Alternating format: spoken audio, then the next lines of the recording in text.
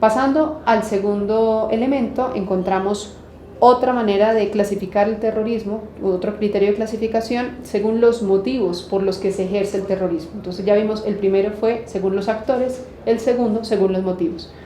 Según los motivos, el terrorismo puede ser subversivo, represivo e ideológico. El terrorismo puede ser subversivo cuando es un levantamiento de la población, de un grupo de la sociedad civil que se levanta en contra de el gobierno, en contra de una autoridad, en contra de una persona. Entonces, casi todos los actos, por ejemplo, las FARC, ustedes han oído, por ejemplo, al presidente Álvaro Uribe hablar de los subversivos de las FARC. ¿Por qué? Porque es una subversión al sistema, es un intento de subvertir el orden. Por eso se le denomina terrorismo subversivo. No hay un fin nacionalista, no hay un fin religioso, hay un fin en contra del sistema, de acabar con un sistema para implantar otro. El segundo concepto que tenemos aquí es el terrorismo represivo, cuando mi motivo, lo que me motiva a actuar es reprimir una colectividad, lo que acabamos de hablar del terrorismo de Estado.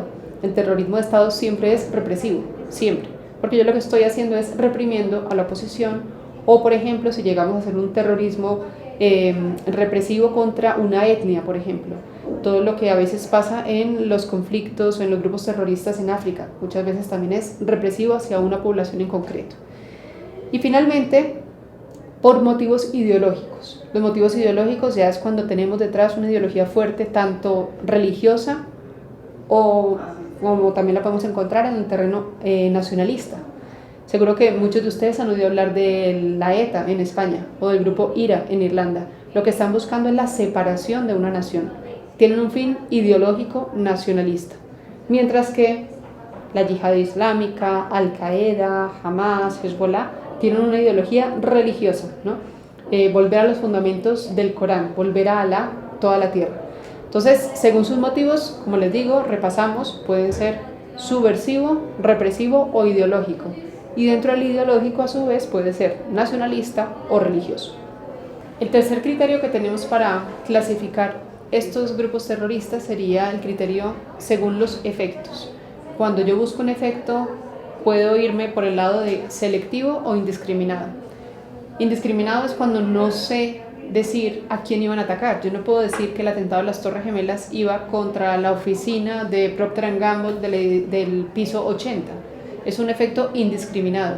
Una bomba, por ejemplo, en un centro comercial es un efecto indiscriminado. En cambio, cuando yo hago un magnicidio, cuando le pongo una bomba al carro de un expresidente, estoy haciendo un efecto selectivo.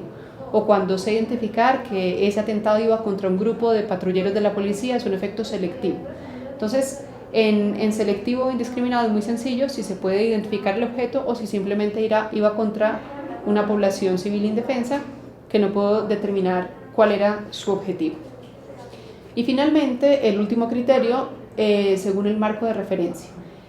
También es muy sencillo porque según el marco de referencia los grupos terroristas se pueden clasificar en un marco de referencia internacional o en un marco de referencia interno. Internacional, el ejemplo más claro es Al-Qaeda. Ha hecho atentados por todo el mundo, bueno, por muchos países del mundo y no está limitado a las fronteras de Afganistán. Mientras que cogemos el IRA, por ejemplo, y el IRA solo se ha movido en Irlanda. O cogemos las FARC y las FARC solo se han movido en Colombia. Entonces, es sencillamente el marco de referencia, es el marco de actuación, interno o internacional. Para terminar con este módulo, les voy a hablar un poco de lo que significa en este momento los criterios que utiliza el Departamento de Estado de los Estados Unidos para designar a un grupo terrorista como un grupo de terrorismo internacional. Hay dos listas importantes de grupos terroristas en el mundo, la del Departamento de Estado de los Estados Unidos y la de la Unión Europea, pero la más importante es la del Departamento de Estado. Digamos que la importancia que tiene, ya la vamos a ver, pero se necesitan 3 criterios para que Estados Unidos decrete que un grupo terrorista es un grupo terrorista de amenaza internacional. Primer criterio, reconocer o descubrir que es una organización internacional, que tiene canales de financiación internacionales, que tienen alianzas internacionales, que puede llegar a tener una red, ¿no?, de actuación a nivel internacional y no solo interna.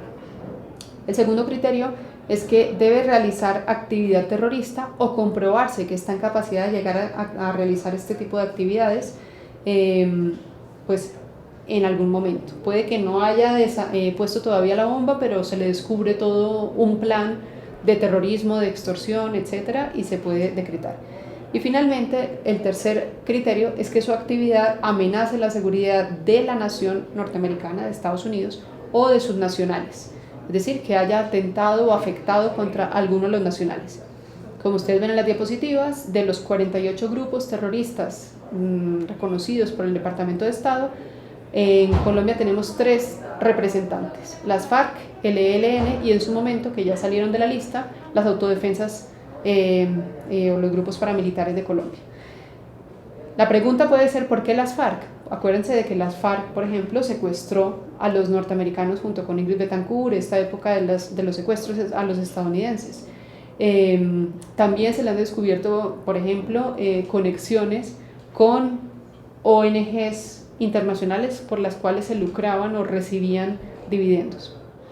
Las consecuencias entonces de estar en esta lista es que inmediatamente Estados Unidos busca que se les corte todos los canales de financiamiento internacional que tengan, se les congelan las cuentas, se les, se anima a otras naciones a que lo hagan también, dejan de recibir este tipo de ayudas.